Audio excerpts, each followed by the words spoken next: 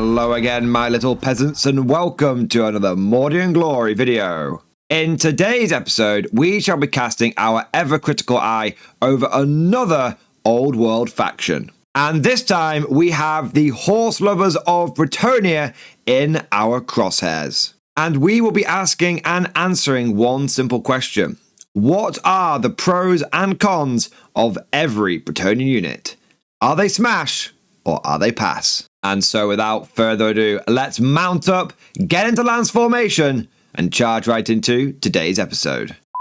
Attention guardsmen, the commissariat has detected you have not yet liked this video. Do so immediately or else you will face the Emperor's wrath.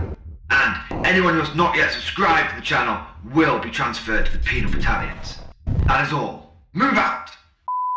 As is tradition, and very appropriate for the Bretonnians, let us begin with the nobility, the Lords of Bretonnia. And straight from the get-go, we can see things are a little different here in comparison to a lot of other factions. Because we don't have the usual 2 levels of Lord, what you would call sort of your hero and Lord level character, but we have actually got 3. You've got the Duke, the Baron, and the Paladin.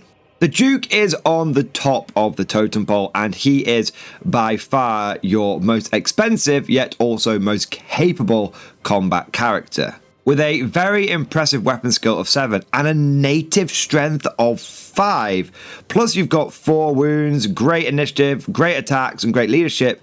The Duke is genuinely kick-ass.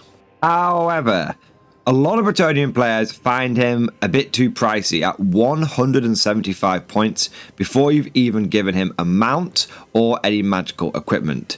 The go-to Lord for doing damage with Bretonnians tends to be the Baron. Now, you are losing a pip of weapon skill and a pip of strength and a wound and an attack, but you are saving 75 points. And a lot of those things that you lose can easily be regained using magical equipment and virtues. Last but certainly not least, we have got the Paladin. Now, despite his somewhat unimpressive stat line in comparison to that of the Baron and the Duke, you're still very, very likely to see a Paladin in almost every Bretonnian army.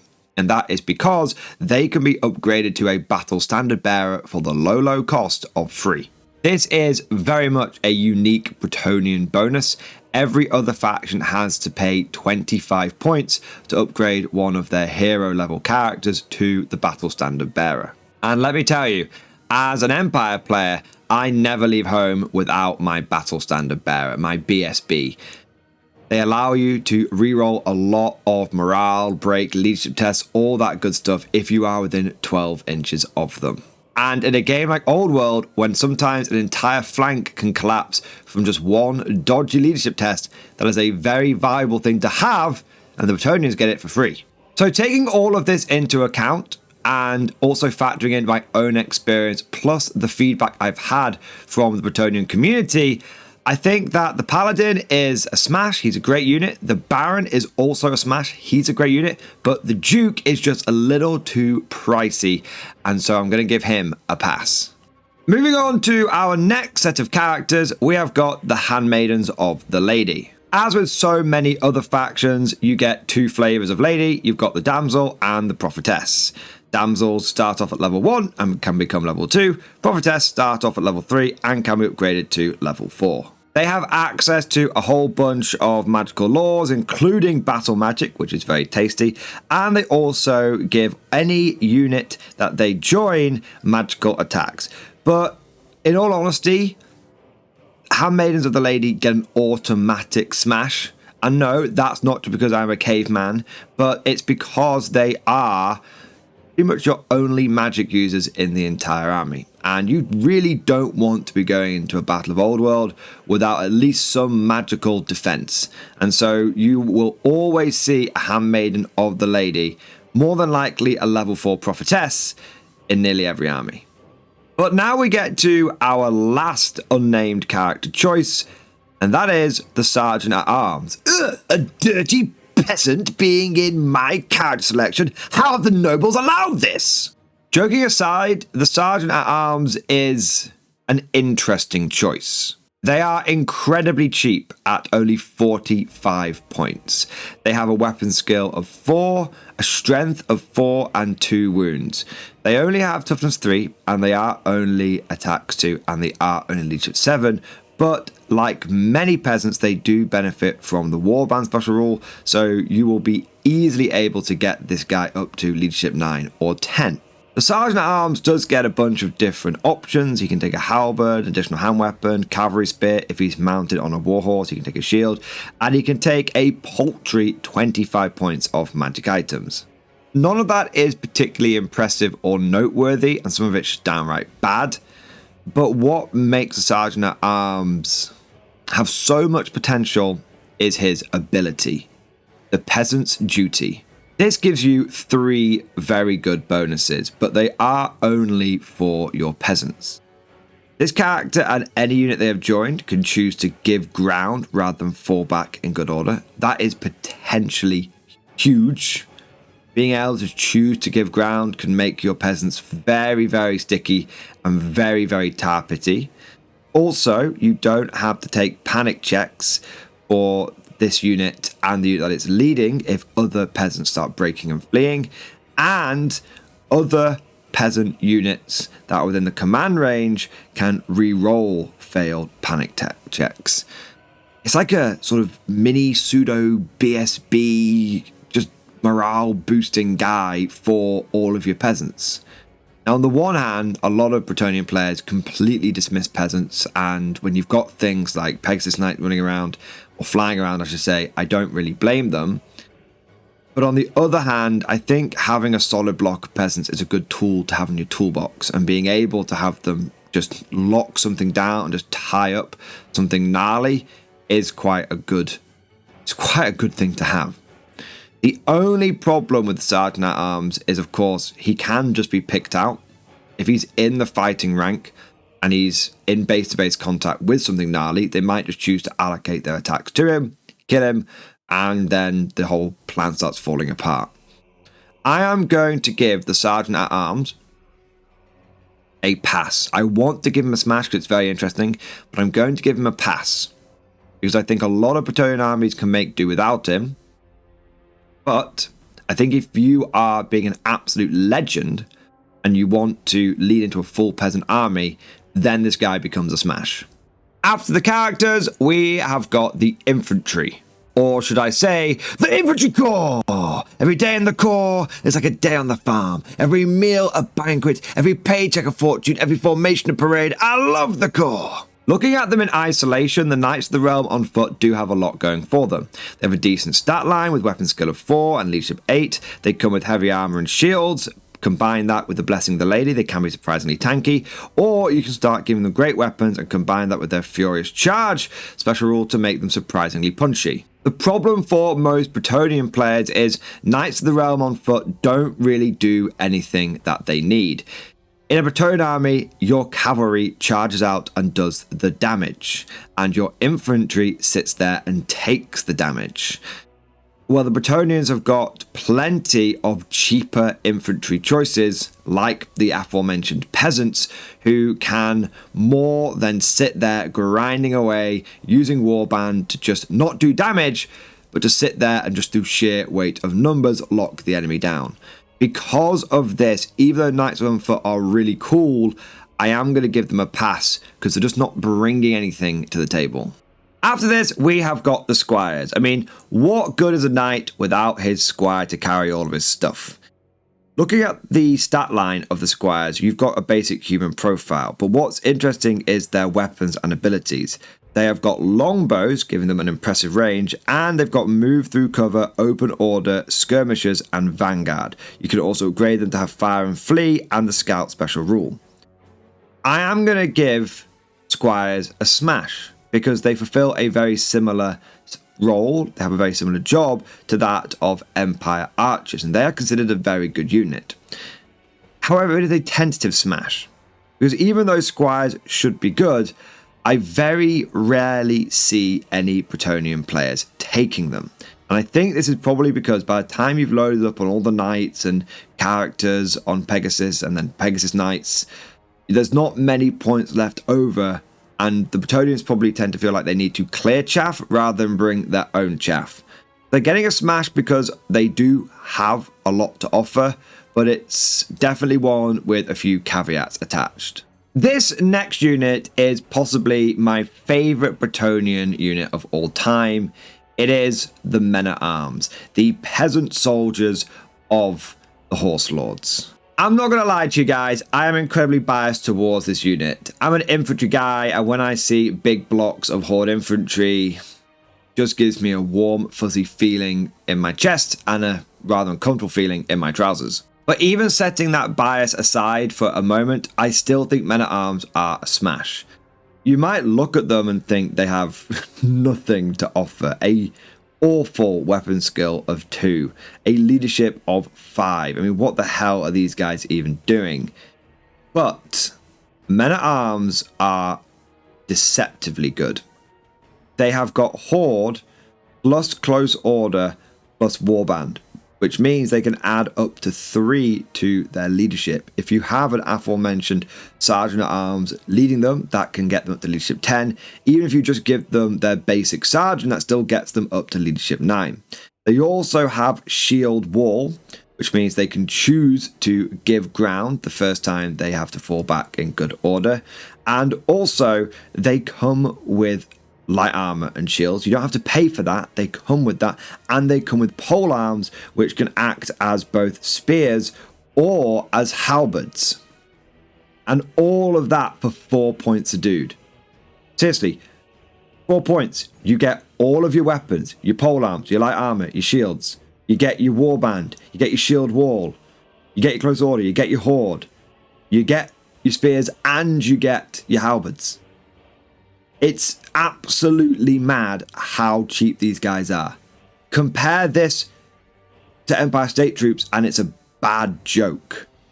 Compare this to goblins and the joke stops being funny. I do not know why these guys are only 4 points a pop. Maybe it's because Weapon Skill 2 is truly god-awful. But you can take solid bricks of these guys and it barely even moved the needle on your list's point budget. I need to make something abundantly clear. These guys are not an auto-include. Many Bretonnian players choose to leave them at home and focus on the cavalry. But they do have a lot to offer, and I have seen these guys in real life, not just theory crafted, in real life, genuinely punch well above their weight, go above and beyond the peasant's call of duty, and do their job of being a tar pit very, very well. And so because of this, although it might be kind of obvious, I am going to give them a smash. Another peasant unit, which I think is an easy smash, is the Peasant Bowmen. At 5 points a pop, you are getting a basic human stat line with a longbow. You could pay for light armor, don't bother, it's not going to help them. You could pay for command options, again, don't bother, it's not going to help them. You may want to get the defensive stakes because they can potentially introduce disrupted charges, but most of the time you're just going to replace close order with skirmishers. You are required by law to take at least 1 unit of men-at-arms or peasant bowmen in your Grand Army of Bretonnia. Most Bretonnian players opt to just take the 10 peasant bowmen because they might plink a wound off here and there, and if not, they are essentially free skirmishers. These guys are probably what is keeping Squires back, because if you're going to end up with a unit of skirmishers, you might as well take the one that you are mandated to take by the Grand Army. Our last infantry choice very well may be one of the most iconic in all of Warhammer the Old World. It is the Battle Pilgrims and the Grail Reliquae. Essentially made up of a dead Grail Knight and a whole bunch of Battle Pilgrims, this wacky, zany unit is not only really cool and really unique, but also actually quite good. Now, when talking about this unit, everyone's natural inclination is to go straight to the Grail Reliquae itself, but I actually want to take a moment to look at the Battle Pilgrims, because I think a lot of people are overlooking these guys right now. It's easy to just glance over their stat line and think they're the same as every other peasant, but they come in at 8 points a pop with leadership 8, and then they have got Hatred All Enemies, and then they have Stubborn. These guys aren't exactly powerhouses, but I think they are the cheapest stubborn brick of infantry that you can get in the game right now. There may be some other contenders, and if you know one better, let me know down in the comment section.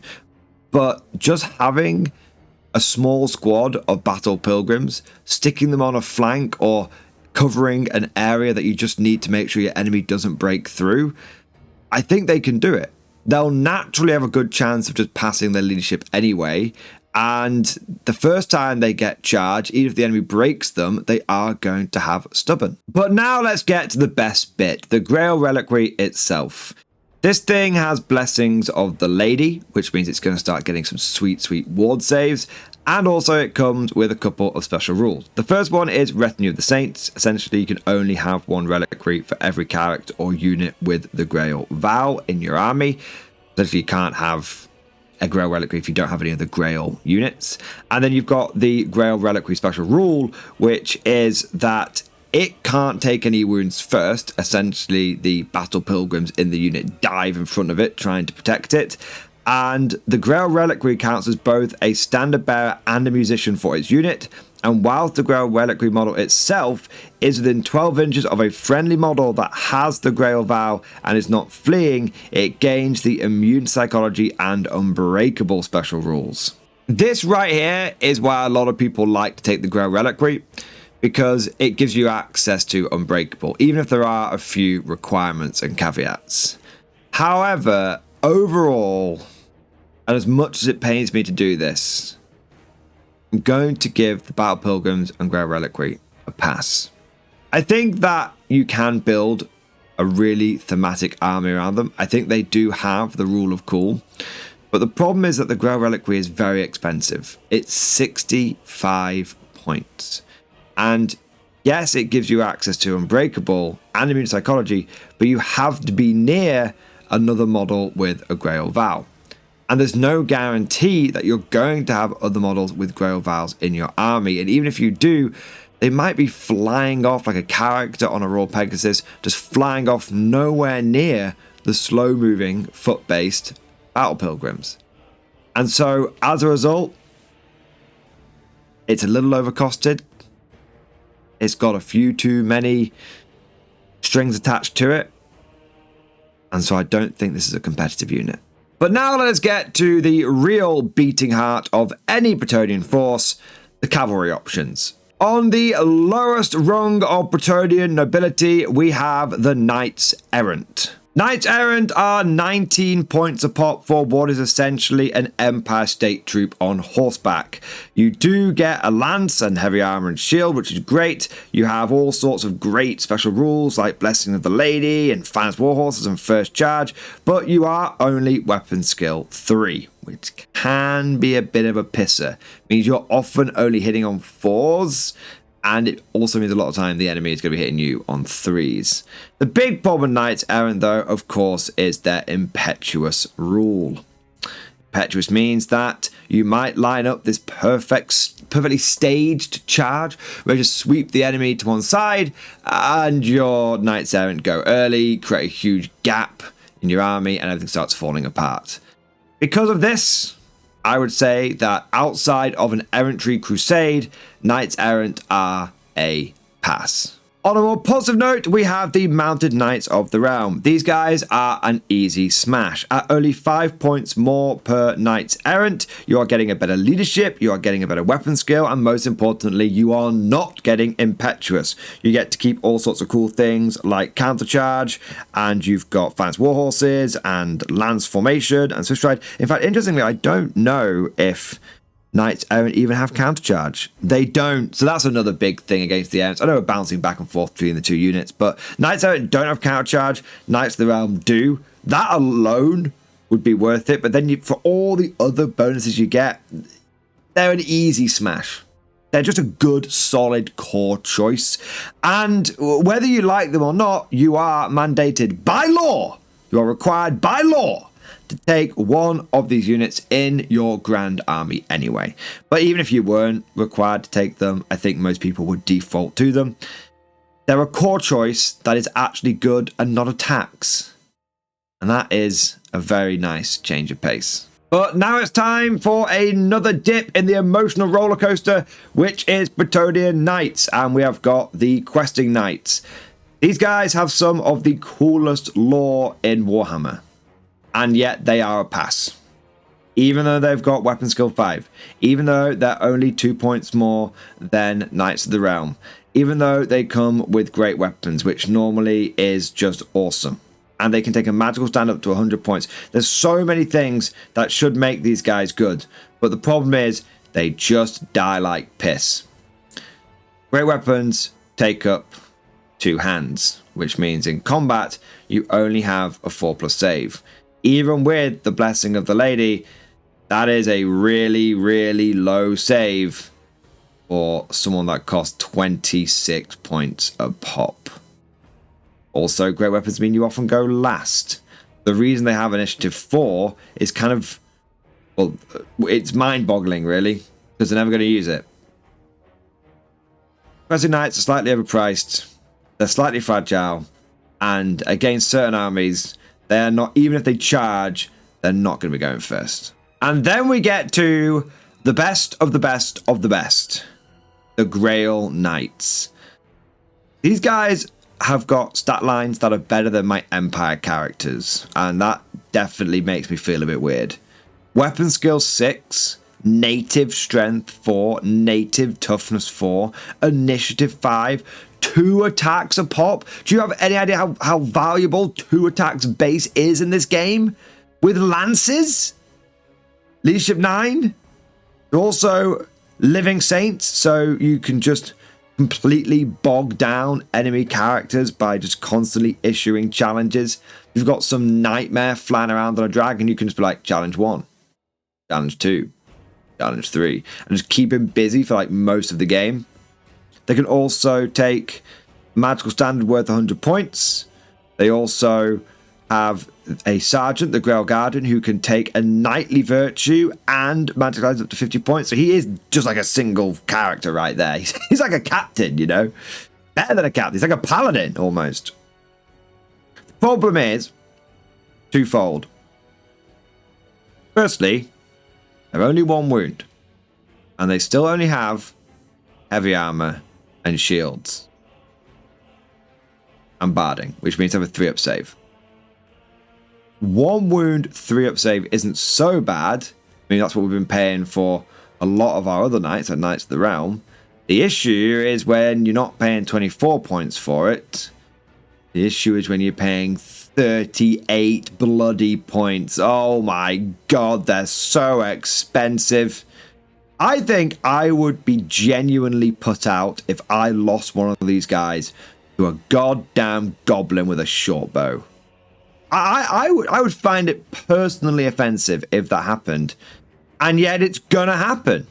Again and again and again.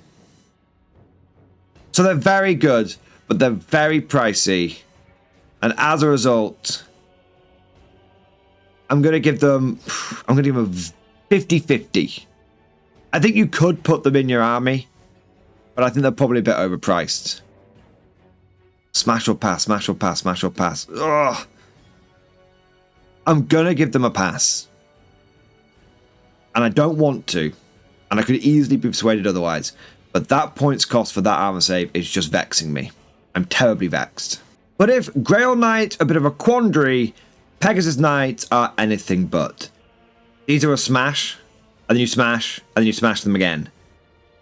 They are quite possibly the best unit in the Bretonnian roster right now.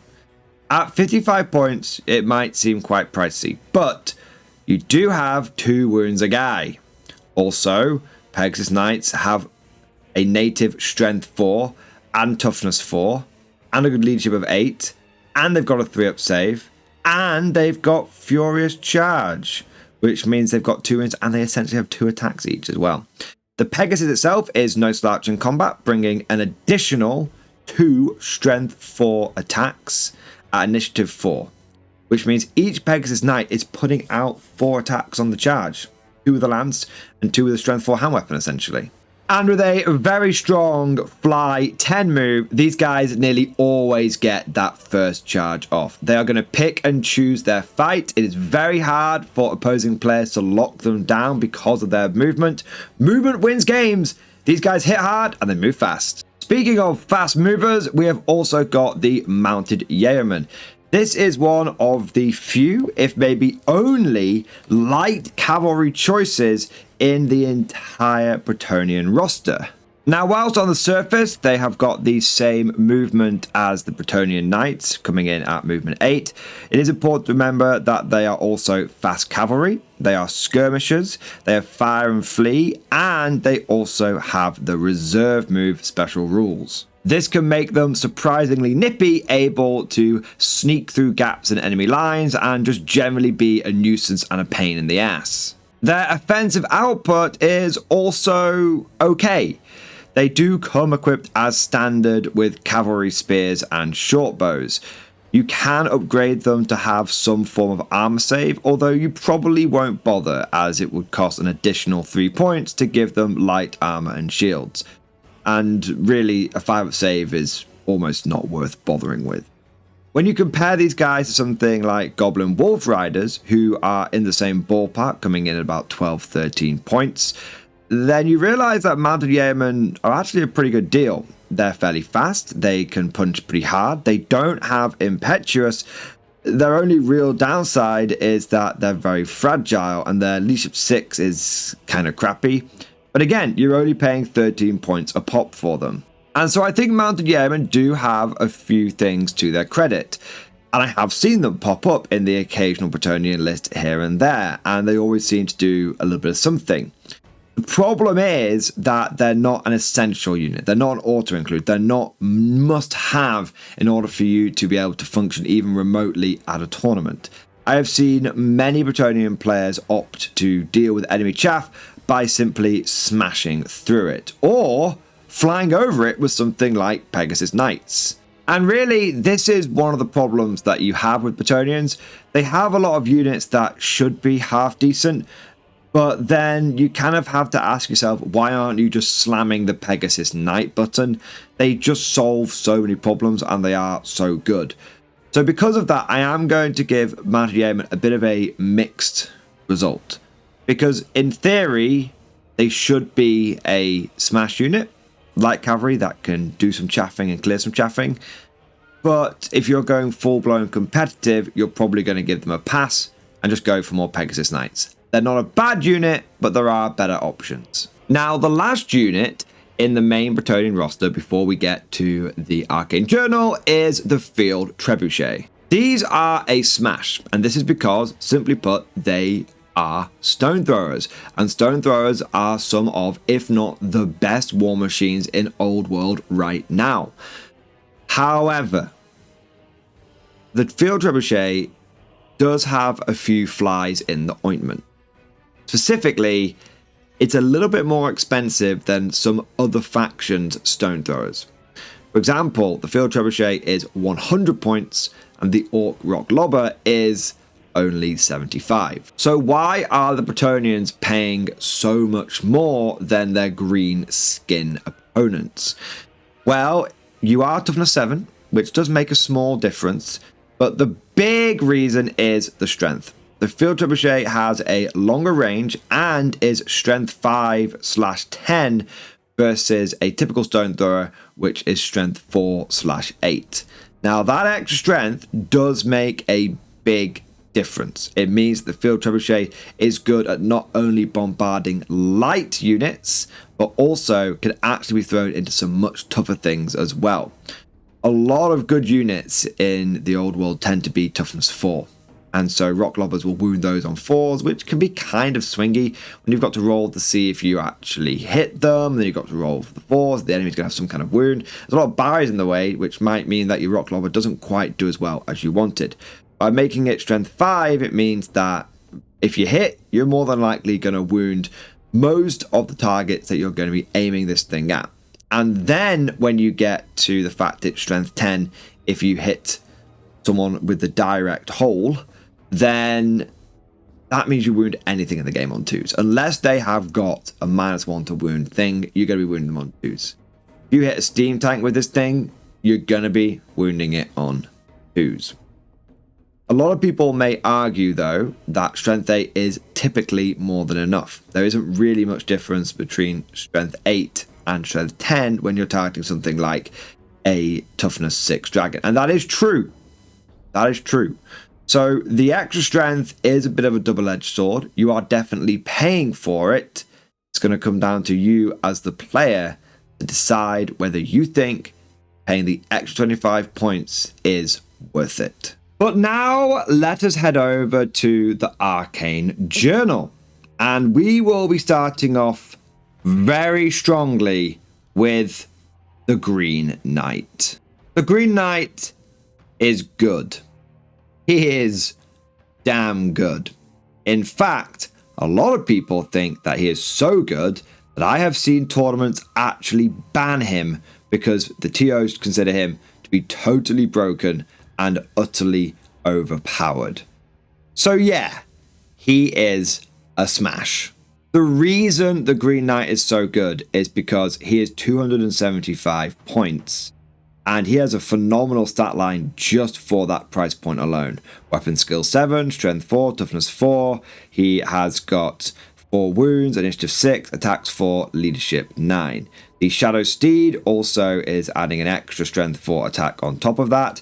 He comes with the Dolorous Blade, which can give him an extra D6 attacks at -1 AP and his base strength, or he can go for Deadly Blows, which makes him strength 6 at AP -1 and multiple wounds too. So he can literally take on anything from hordes to big monsters. On top of this, he's got an always on 5+ ward save, and alone, just for the stat line, just for his durability, just for his damage output, he would be worth 275 points.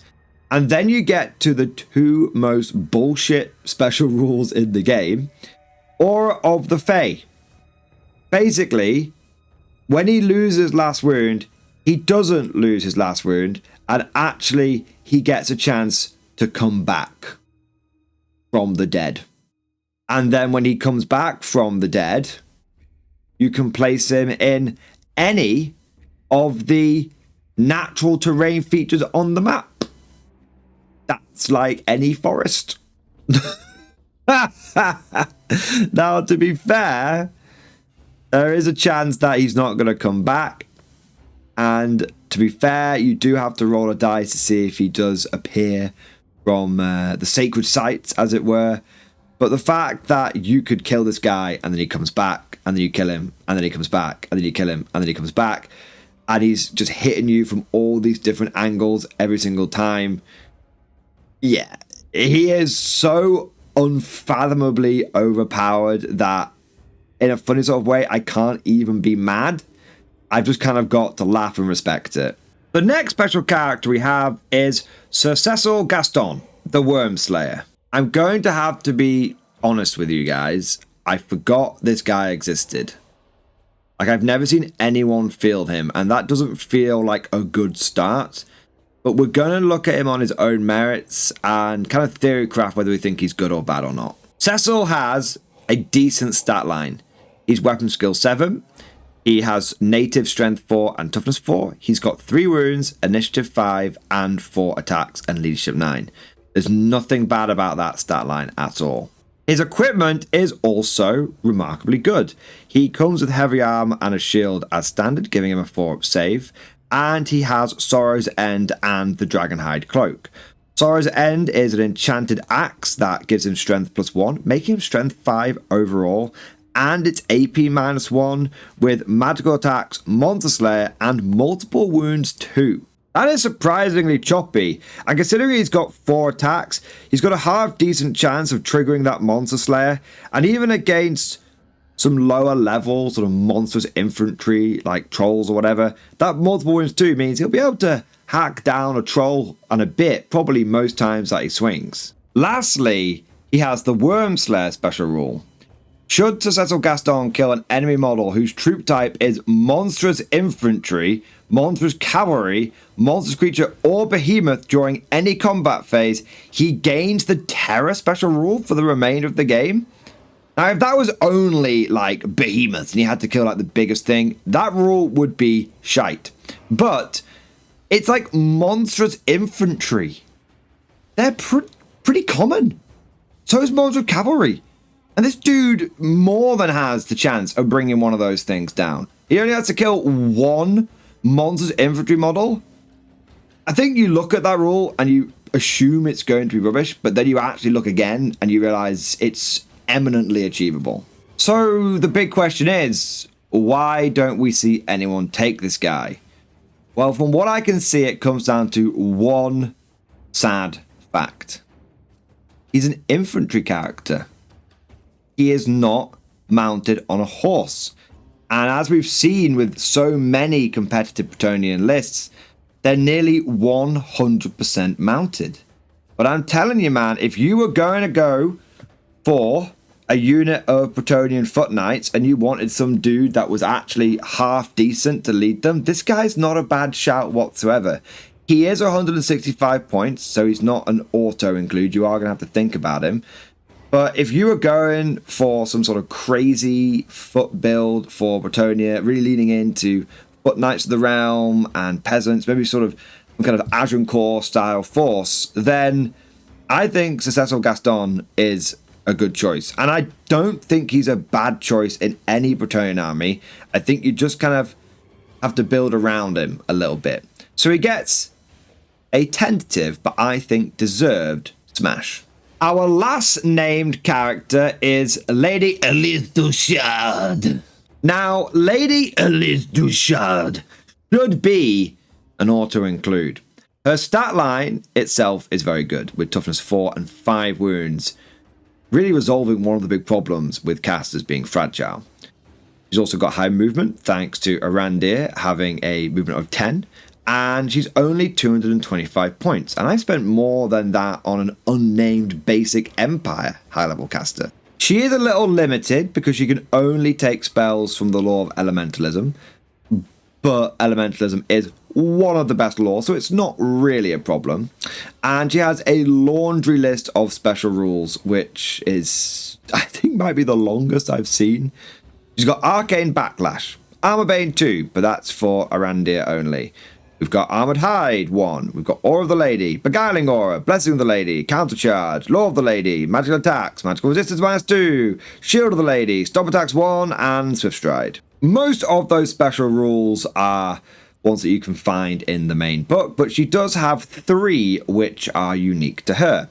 Arcane Backlash. Lady Élisse may apply a +1 modifier to any of her dispel rolls. In addition, should she roll any natural double when making a dispel roll, not including rolls of a natural double 1, spell is unbound and the casting wizard immediately loses a single wound.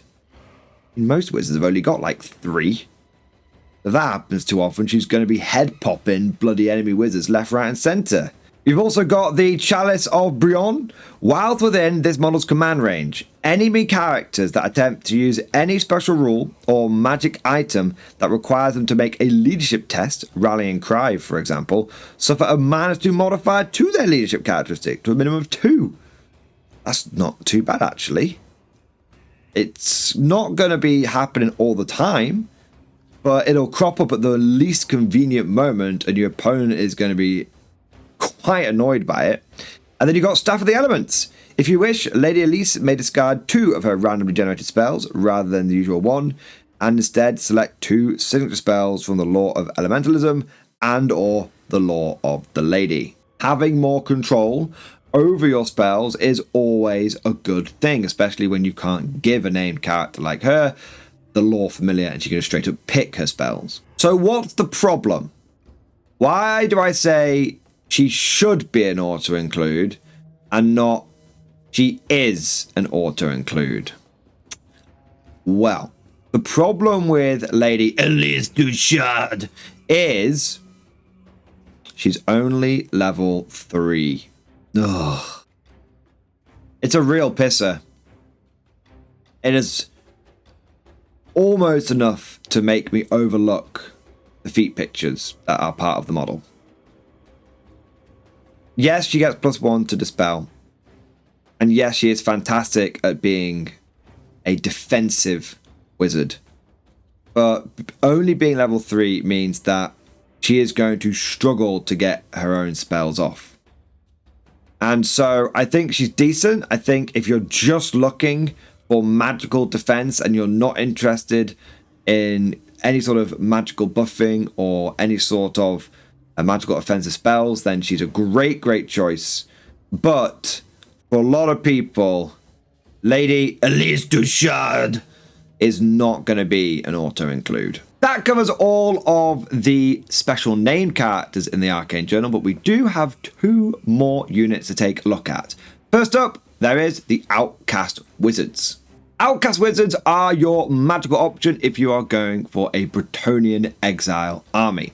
They come in at 45 points, which seems remarkably cheap for a caster, but that is because they start off as level 1. They do have access to a phenomenal amount of magical laws: battle magic, demonology, dark magic, elementalism, illusion, and necromancy. They could also be mounted on a warhorse, and they have magical attacks, magic resistance -1, and can be upgraded to a level 2 or level 3 wizard, but not a level 4. Under any other normal circumstances, I would piss all over them for not being able to go level 4. But if you're going down Bretonnian exiles, then these are your only bloody choice. So I don't like level 3s, but almost by default, you're going to have to include these guys. They're getting a smash by default, but you will need to take them level 3 if you want to have a snowball's chance in hell of getting your own magic off and being able to dispel your opponent's magic. They also have got a special rule called Untutored Arcanist. When required to roll on the miscast table, a wizard with a special rule must roll an extra d6 and discard the highest result. That's pretty bad. That definitely increases the chance of you exploding if you roll a miscast. So they're cheap, they're cheerful, but they're also somewhat liable to spontaneous combustion. Like I said, they're getting a smash because you need them, not because you want them. But another smash unit, and one that has genuinely earned its commission, is the Yeomen Guard. These are souped up men-at-arms. What makes them souped up? Well, they're weapon skill 3. That is pretty much it.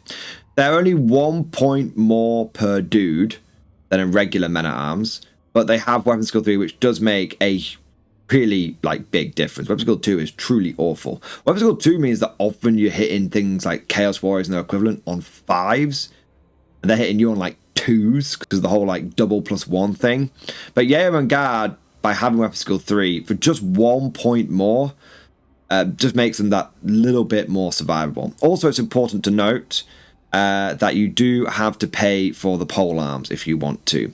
So that is going to cost you an extra point per model, or you could just give them halberds or spears for free.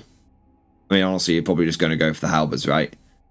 I've tried spears. I've tried Empire Spearmen, and there's some very niche scenarios when they're decent, but most of the time you just wish you'd ended up going for the goddamn halberds. So you don't pay for the pole arms, actually. So they're still 5 points a model. And they still, as an Empire player, make me really angry. Why can't my state troops be like this? But the Border Prince hype train doesn't stop there, as we have got the Border Prince Brigands. These are 4 points a pop, and they start off as essentially Empire Free Company. You have got human stat line, you have got leadership 6, you come with a hand weapon and light armor, and you can give them an additional hand weapon for 2 points a model. Weirdly, that kind of makes them better than Empire Free Company, although I suppose you are missing out on the bottles and the bricks that the Empire Free Company can throw at you. The main reason why people take these guys, and why a lot of people think that they're very good, me included, is they get the blunderbuss. In fact, this is really the only reason to take them. Blunderbuss has a 12-inch range, it's strength 3 and it's AP -1. But it's multiple shots D3 and it's volley fire. A model armed with the blunderbuss suffers no negative modifiers for firing at long range, for using the multiple shots D3 special rule, or whilst making a stand and shoot charge reaction. Why are we giving state troops goddamn blunderbusses? That's amazing. You don't suffer long range, so you're hitting on 4s. I guess strength 3 is a bit of a nightmare, isn't it? But multiple shots D3? Whoa. Volley fire? So you can fire in 2 ranks? Whoa. Yeah, these guys are really good at just mashing up any toughness 3 stuff that comes in at them. The big disadvantage is that they are impetuous. So there is a chance that they're going to go and yeet themselves and just laminate themselves against an enemy berserker blob. But even if they fail that charge and are left somewhat exposed, when someone tries to charge them, they then just unleash the blunderbuss and just mash them. They are good. With the blunderbuss, they are going to cost 8 points a model. And honestly, I would pay that every day of the week. Again, I look at Border Prince units. I'm like, I could pay 8 points for a handgunner, or I could pay 8 points for a goddamn blunderbusser. And I'm like, give me that blunderbussy every day. But wait, there's more. Because we have the Border Prince's Bombard. This is what happens when you order a cannon from wish.com, but it actually turns up and it was better than the original like main brand cannon you were going to buy off the dwarves. It has a 48-inch range. It has strength 8, AP -3. So far, so canon. It is also Armor Bane 2, cannon fire, cumbersome, move or shoot. But here's the biggie.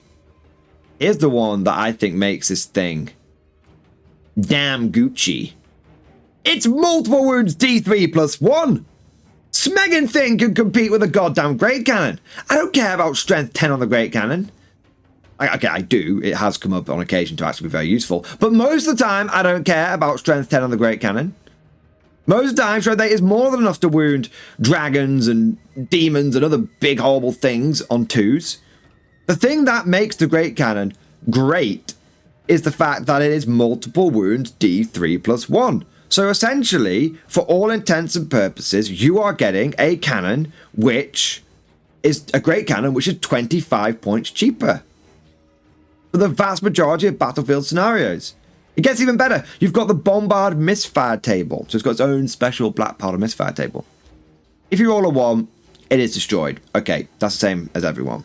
But then you get to number 2, malfunction. The charge misfires, terminally inconveniencing one of the crew and knocking the war machine over. It can be righted, but it will take time. The crew immediately loses 1 wound and the model fails to shoot this turn. Hang on a second.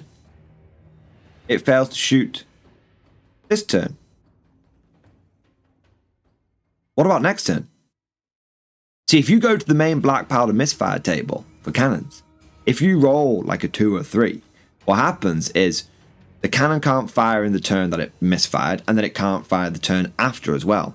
But the Bombard doesn't have that. Bombard is just, it just misses out this 1 turn. That makes it just better. Even when it misfires, it's better. You then have got, which means it can't fire this turn, but no one dies. And then you've got boom. The Bombard discharges with an ear-splitting boom, the powerful report knocking the gun from its carriage. This weapon shoots this turn as if a 2 had been rolled on the artillery dice rather than a misfire. However, it will take some time for the right time to right the topple gun. This weapon cannot shoot during the next round. So boom is still good, because you still fire this turn, you just miss out next turn. I mean, overall, I think that's better, right? At an absolutely clutch moment, if it still goes boom and lets off, you don't care if it fires, if it can't fire next turn. Because you might have had the result where if it couldn't fire this turn, it wasn't going to fire next turn because it was going to be dead. It's somewhat crazy, but the Kingdom of Bretonnian exiles are like, we've got Empire at home. But they're really good, and in some ways they do things better than Empire. I think the main thing holding them back really is the fact that they are going to struggle with only the level 3 wizards for the Outcast Wizards. You can get 0 to 1 Damsel, but that's Damsel, not Prophetess. So that's only a level 2 there. You can still get 1 Baron per 1,000 points. And you do still have to take like at least 1 unit of Knights of the Realm and 1 unit of Yeomen Guard. But you could build a totally not Empire Force using them. And I think that could compete with a lot of standard Empire armies, if not exceed them. Bretonnia Exiles are definitely a smash for their units and for a lot of other reasons as well.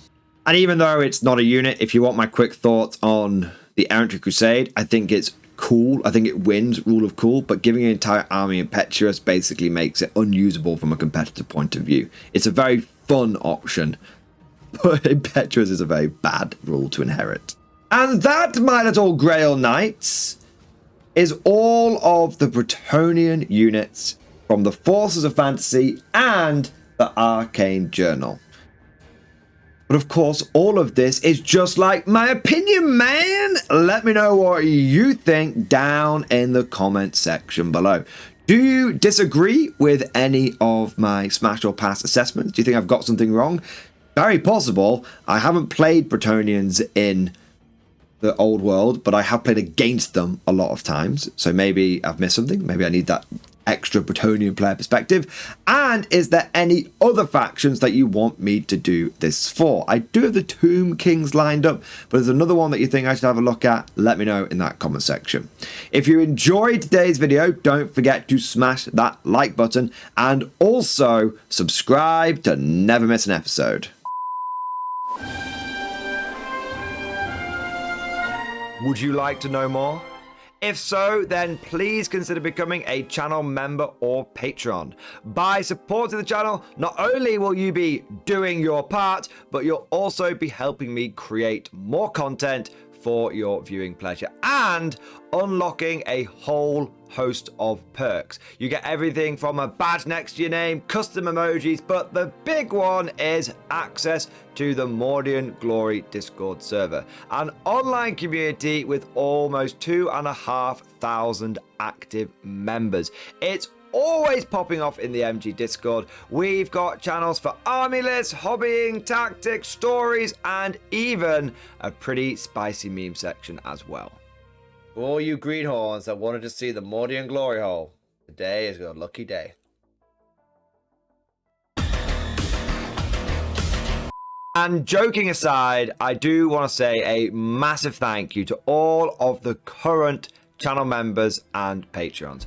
You guys are amazing. Truly the lifeblood of the channel. I could not do Mordian Glory full-time without the incredible and generous support of my members. So thank you guys so much. And last but certainly not least, I want to say a personal thank you to all of my top tier Patreons. These are the War Masters, the people who have truly gone above and beyond the call of duty.